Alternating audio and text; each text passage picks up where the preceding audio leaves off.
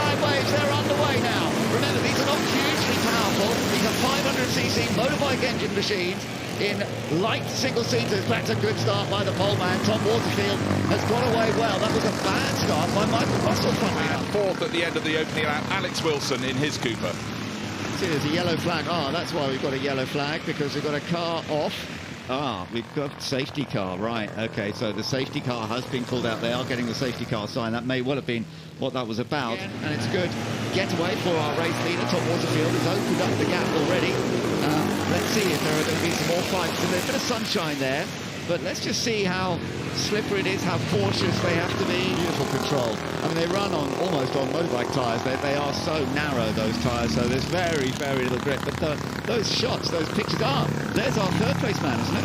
Yes, it is. It's Wilson. Alex Wilson has just pulled off, so don't know what's remiss, but something's dangling down at the back.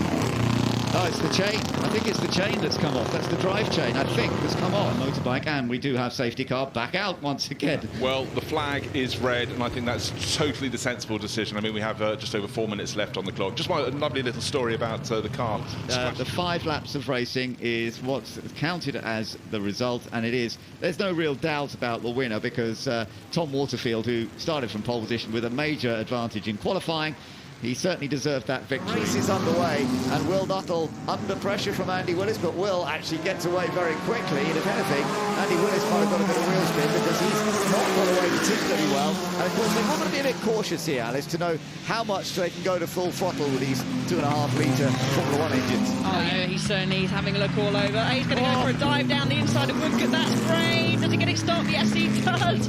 Will he have the traction on the exit?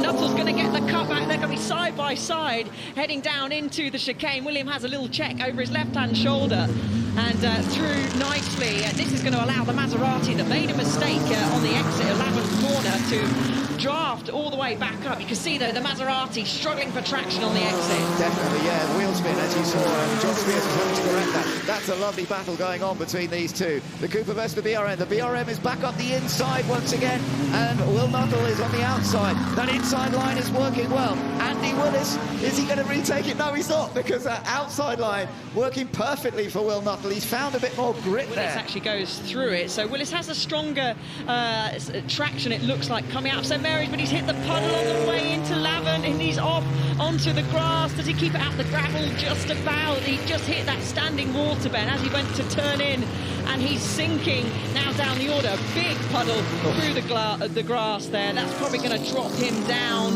Maybe he just might be able to stay in the top 6. So we'll just get a quick view of how much that gap has gone up as we wait for the second. Oh no, that is second place man, so the gap's going to be even bigger. John Spears has gone off, and that means that I think we'll see Martin move up, Charlie Martin move up, yes, into second place. What a shame for John. Order. Oh, it was a tag. Oh, Willis will be cross with himself for that, because he's an experienced driver, and he wouldn't want to have touched the car in front, and actually he puts his hand up, I think. But that was a shame. And coming up towards the line there for the Richmond and Gordon Trophies race here at Goodwood in tricky conditions, and the race victory goes to Will Nuttall. On the road, but it is trying to get an edge, and you can see how ferociously they are pedaling. The leading Austin J40 absolutely finding no traffic in front of her. But they've navigated it well. We're going to have a fight for the final podium positions as well. You can see them frantically pedaling away. Bear have a little check over the shoulder. You're all clear, Bear. Streams across the line and takes the win in this second part of the Settrington Cup. Smooth as you like. We're here in a rather humble hut for a very special location. This is the birthplace of Tyrrell F1, and this shed has been saved and relocated here at Goodwood on a very special occasion here at Revival. And I'm joined by 2 Tyrrell alumni, very important, Sir Jackie Stewart and Martin Brundle. Thank you for joining me. It's a very special thing, this, isn't it? Very unusual. I mean, I don't think in the history of motorsport there's ever been a wooden hut that has been based from the very beginning of Ken Tyrrell's in Formula 3 right through to my end, my career. We were looking, all the work was being done in a wooden hut. And a good number of the mechanics are still here today. Sadly, some of them have passed away. But it's an amazing thing, and I think His Grace having it brought here is just a great thing, because it's going to be here forever. When you see Formula One on the TV today, and just the glamour and the glitz and hundreds of millions spent by each team each year, it's really good to remember where Formula One started in its 74-year history so far. Compressor from 1929. We're off, some rather more fleetly than others, but let's see who's going to get onto their saddles first. Some great runs from mid-grid. Again, it's number 38. This time it should be Jackson at the wheel. Has he got it? Yes, he has. Wow, they've mastered that. They have indeed. It looks like there's a dry line. A rider goes over it and it still puts up spray. Yeah, so Russell there taking the lead for the first time. Remember, they were on row 11 of the grid. So pit lane is open. We're seeing the first swaps come in. Yep, so it is the window. Pit window is between 8 and 16 minutes. So pit window closed. So they have got a penalty. So that's going to cost them. Yeah, it's got a lot of poke, but it doesn't handle very well. You've got to remember it's the oldest bike in the race. And look at that, it just speeds past in that big old boxer engine behind him. Storm Stacey, he's looking at the lead battle coming up behind him, or potential battle. Now it's just changed. Jeremy Williams has moved ahead of Michael Rutter, but we do think there might be a time penalty coming for these two bikes. This is great racing. Yeah, well, maybe there's not. And then look at that little touch out. Remember, this is the lead for the race, though. There was just 900ths of a second between these two on the last lap. So this race. Yeah, that's all you can do at this point. Now there are certain points on the circuit he may think he's got an advantage, but again, tapping the back of Michael Rutter, who's saying, just let me concentrate, man. And we're just hearing that number 27, that's Jeremy Williams' bike in the middle there, is going to be disqualified, presumably for missing the pit window closing. But then how late they're going to break into Woodcote, keeping his nose in front just, but has he braked too late? Michael Rutter on tiptoes on the wet track. Oh, look at that. Williams having a look up the inside as well as the last chicane. And Williams does get it. And he's just going to come through now. As they come up the last chicane, but Williams really wants to take this win, but he's going to be disqualified. He doesn't know that. Michael Rutter, is he going to drive into the line? They come to the line. He pulled out the slipstream, and Rutter gets it.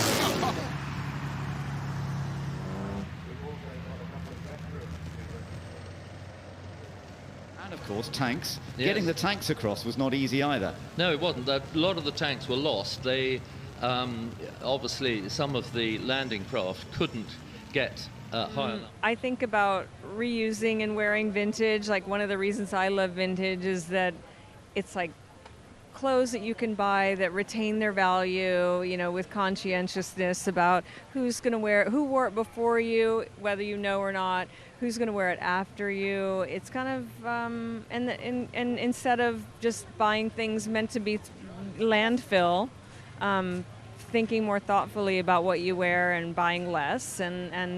I fell in love with vintage because I couldn't afford designer clothes, like designer jeans that my friends were wearing in school, and I've just never looked back. I was like, oh, I can, kind of emulate high fashion with vintage. So that was first how it started, was like, oh, I can't have a gorgeous Vivienne Westwood suit, but I can buy a 40s suit and kind of like pinch it in and give it, my own spin. So the great designer in Formula One, off the line he goes, and it's a good start by Adrian Newey. He makes an absolutely brilliant getaway off the line, very closely. Safe Assam number 7 is being passed by the other Cobra, the TBR, just missing out a little bit as they come down through there, and it's Andrew Smith who's doing such a fantastic job in the cream AC Cobra. Where's the dry bit? There's a dry bit on the inside initially, but now he's trying to go around the outside. Richard Kent around the outside, through the Madwick corner, and yes, he thinks he's done it. Yeah, he has. Brilliant move.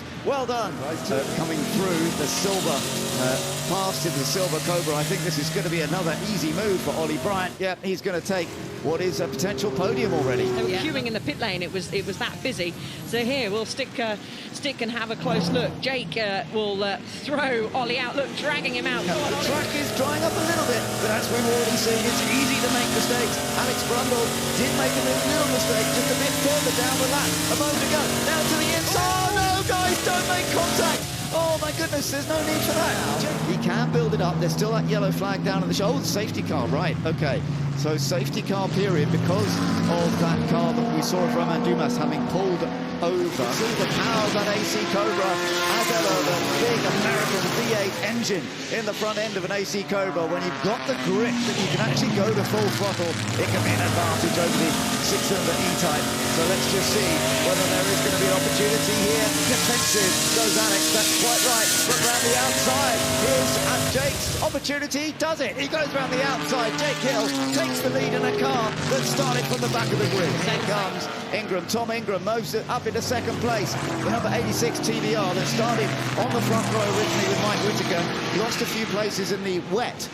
It was very tricky. So it is pit stop infringements that have affected the cars of Tom Christensen getting a straight line and using the horsepower, and it does then maintain the gap. Doesn't actually really pull him away, but it means that it's not an area Tom can initially attack, but he can under braking. Oh no, he's got a wheel on the grass, but he's on the inside. Now Jake's going to come back on the inside and try and retake it once again, which he does. My goodness, the two British touring car stars at this current time in 2024. Ahead of them, so they have got clear space, and Tom is getting all out of shape on the exit of Lavin. Oh my goodness, he's got a chance to get alongside this time. Tom Ingram is alongside, he's got in front. Can he stay in front? This is a place he can probably break a little later. But Jake Hill, this is where the car has a good little bit of pace. But is Jake going to be able to come back at him? You're on board with Jake Hill. Is he going to find a way down the inside into the chicane? No. He settles back, tries to get the good exit.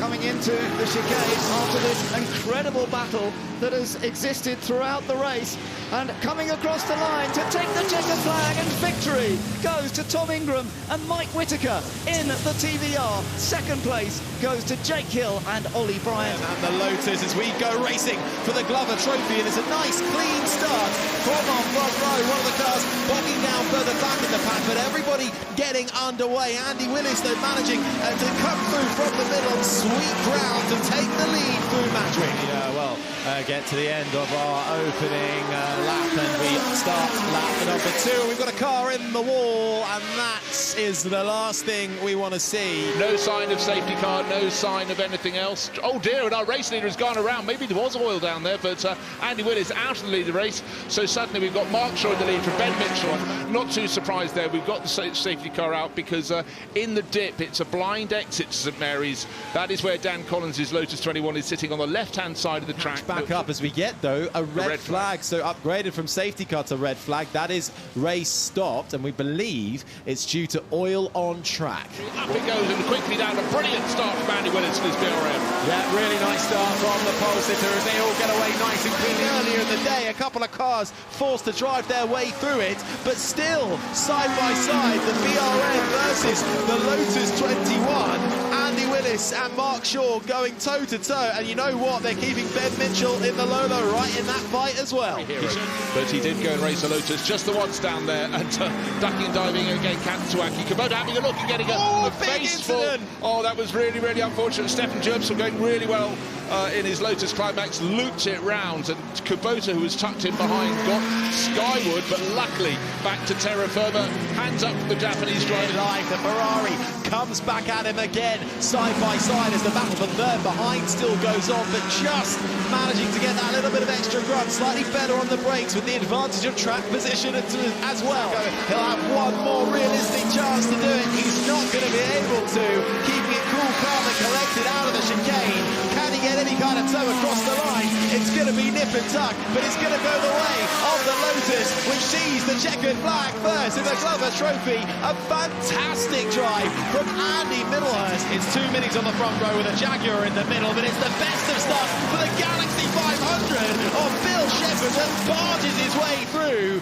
Nick Swift would have seen him coming, would have known he was coming, but Bill Shepherd wastes no time at all. Yes, Chris Ward slammed the door shut as he tickles the grass on the exit of St Mary's. Chilton's going to have another look up the inside. Is he into Lavant? No, he was locked up, had nowhere to go, and Chris Ward's run wide in the Jaguar. Does he keep it through? The Minis might say, well, this is our chance to pounce. They're going to tuck in the back of the toe. I don't think they will have a chance now. They're on the back straight. Decided to use I would call it the touring car style tactic. Turn on the lights, try and make a distraction, and he got ever so sideways, did Chris Ward, but again, he knows that this is the straight line. The Mini's going to have nothing. Those little Mini lights, like they're full blaze, and through sails on in the Ford Galaxy V8 is Fiskin. So it is absolutely brilliant to watch this, isn't it? But Gregor Fiskin in that much mightier, much more powerful Galaxy now trying to make a move down the inside of Chris Ward's Jaguar Mark II. Of cars that they need to get through. Nick Swift's dive down the inside at Woodcote Corner. Has he finally got past the Jaguar for good? Chris Ward is going to, of course, give it a go down the front straight. They've both got a little bit of traffic to navigate in front of them. Oh, and Nick Swift just avoids the back of the Alfa Romeo. Clear traffic. They were both pretty much dead on in terms of pace. There comes the Plymouth Barracuda, and out wide for Chilton onto the grass. That's going to cost him all the time he was making up. Such a shame for Max Chilton, who manages to feed it back onto the circuit. Time though, he closes up mightily through the corners, but through the straights he cannot get it through into the chicane, just about holds it. Can Chilton do anything in the Cortina to blast past and take it on the line? No, he's run out of meters. The St Mary's Trophy Part 2 goes to Bill Shepherd with a mighty drive in the Cadillac, and on the far right it's Scott Malvern, but with a brilliant start. Bill Shepherd in the Ford Thunderbird Battlebird with a brilliant start, but can't find a way through. Tries to find a Thunderbird-shaped gap. It's only enough to get him up to second. Jake gets alongside. Can he find a bit later on the brakes? He's already through before they come into a braking zone. Well, Jake Hill's HWM was always going to have more handling, just prepared to go that much faster into the first part of St Mary's, and by the second part he's put about 5 car lengths between him. Cockpit weaving, about to pull off. That was the car that moved up to second place, just demoted to third, so the Battlebird of Bill Shepherd over and out. But you can tell Warmer is pushing, dips a wheel onto the grass, through the chicane, the rear steps out of him as well, and that was all the invitation Jake Hill needed to get his HWM Jag back into the lead of this race. He's not even 2 car lengths now, but what's in front of our race leader Jake Hill? 3 others, what's alongside him? Richard Walmer, who is challenging from second place. Who's going to guess right on the traffic? My money at the moment is on Walmer. They're side by side, they're going either side of the C-type car number 11 of Ben Cousins, which has been enjoying such a good battle. And then they'll get the Fraser Nashes as well, as Walmer has to take to the grass, bouncing over. They both make it past the Fraser Nash. Hill is coming right back at him, but through the chicane, they're now back into the lead of this race is the number 38 of Richard Walmer, the HWM Cadillac. But side by side out of the chicane comes the power of the Jaguar, and it's a drag race to the line and a drag race to Madrick. And on the inside, I think Jake Hill's going to win that one out. Don't forget that the Royal Automobile Club TT Celebration was a driver who drove superbly. His name was Jake Hill, but he was pipped at the end, so his shoulders were down. The hand is up. Oh, he's timed that to perfection. The checkered flag just coming out, hand pressed on. He might have just had time to do another lap. None needed. But his margin of victory in the HWM Jaguar, the one we're looking at there, car number 64, 3.5 seconds over Richard Walmer.